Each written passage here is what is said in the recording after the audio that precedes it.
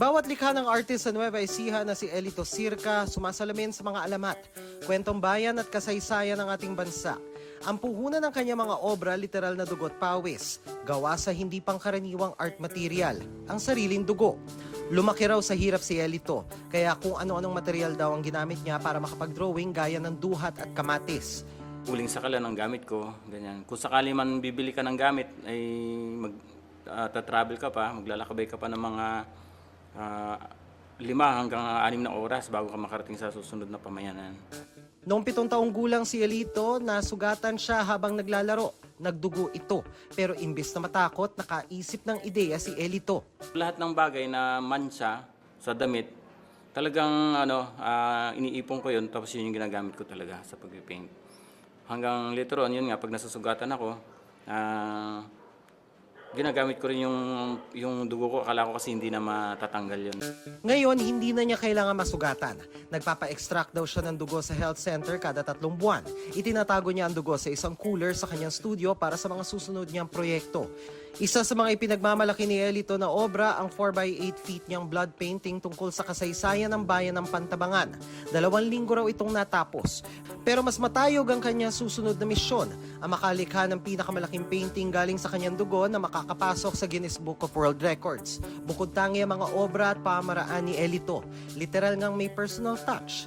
Pero sa mga naghahangad na magkaroon ng kanyang painting, ang sagot ni Elito, not for sale. Pero maaaring makita ang mga yan sa kanyang private gallery.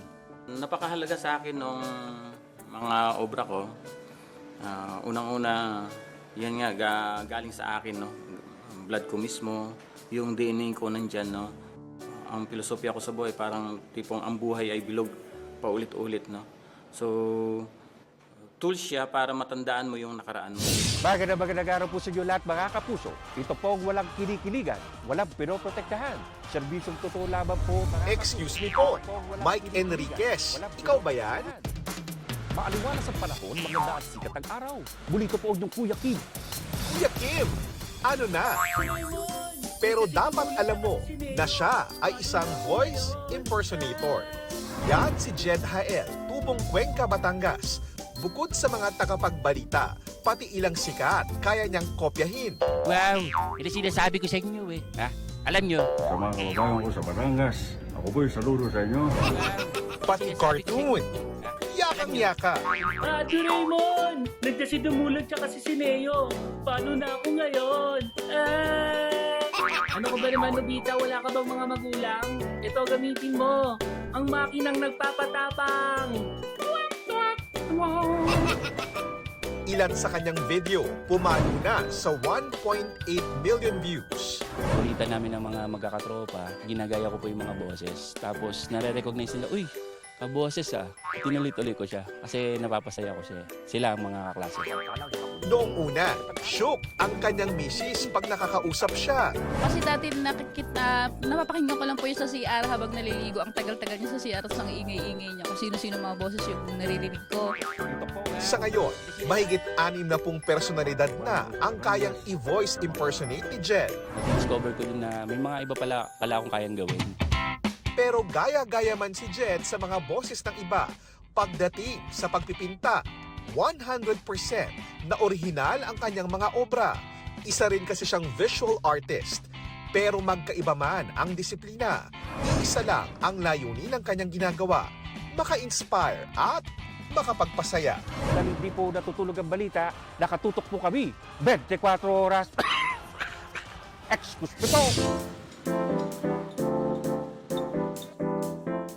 Gumuguhit na nga ang init tapos na-challenge pa ang isip sa tindi ng exam?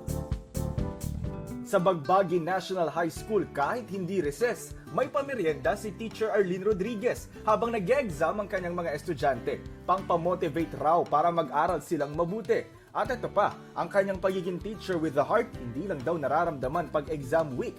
May reward din siya sa mga estudyante tuwing mananalo sila sa contest sa school.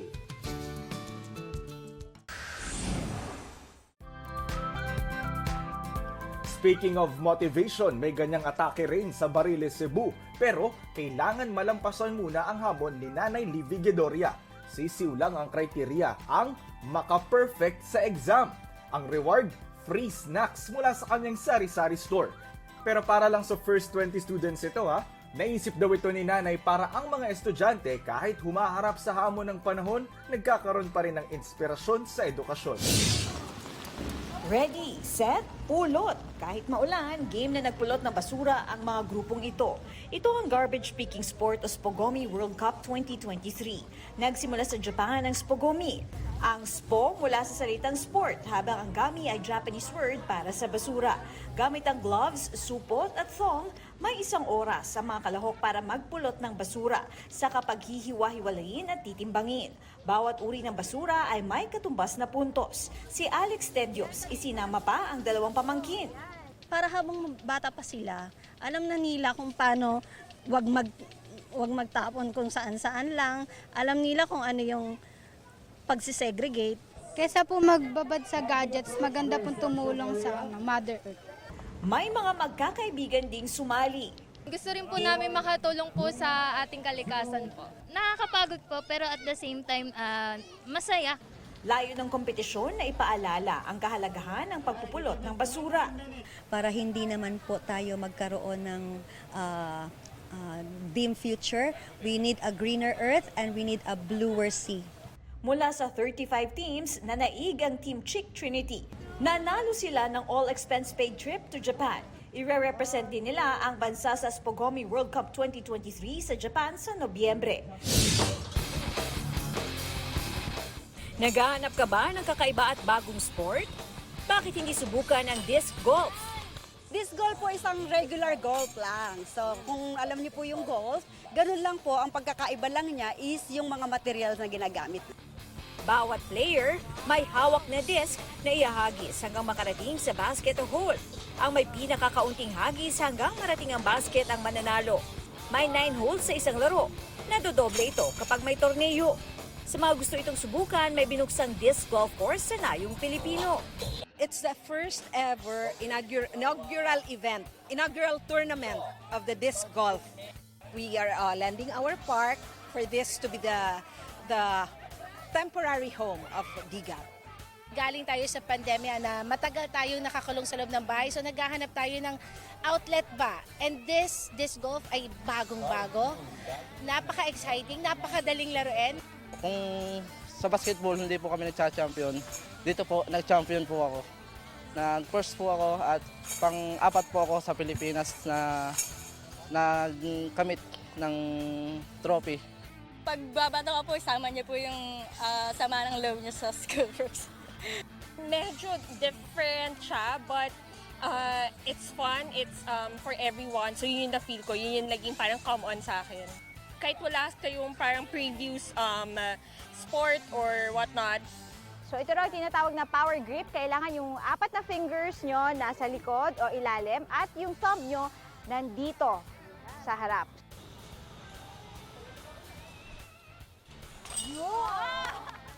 Susubukan naman natin ngayon kung effective ba yung tinuro sa atin ni ma'am, kung paano nga ba ihagis itong disc. Ayan, so from standstill hanggang sa pagtapon. Subukan natin.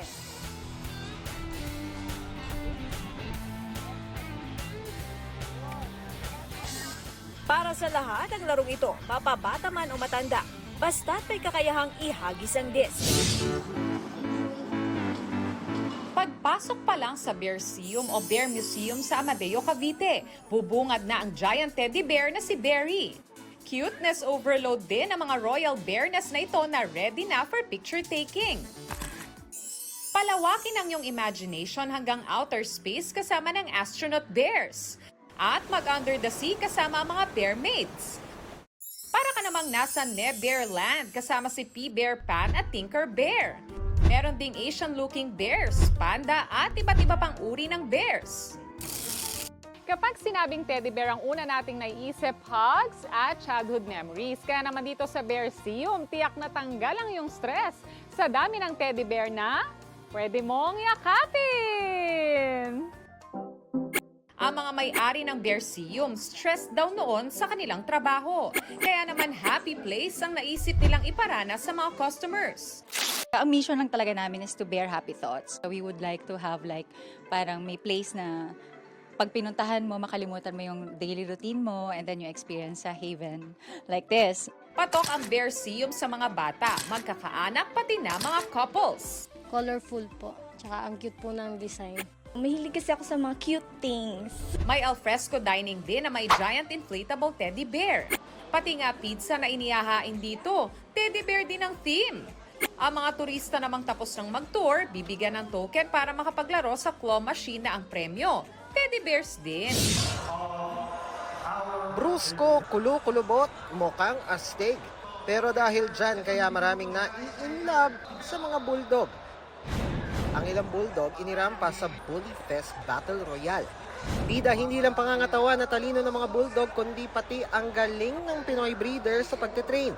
Nakita ng mga judges natin na hindi lang import ang may kalidad.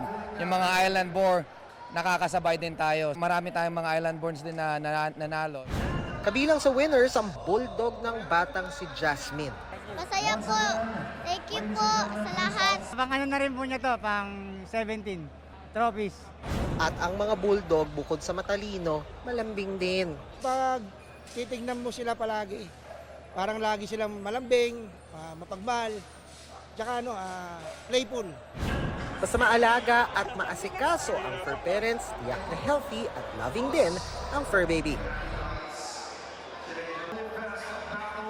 Mga kapuso, patuloy na tumutok sa mga balita. Mag-subscribe sa GMA Integrated News sa YouTube. Sa mga kapuso abroad, samahan nyo kami sa GMA Pinoy TV at sa www.gmanews.tv.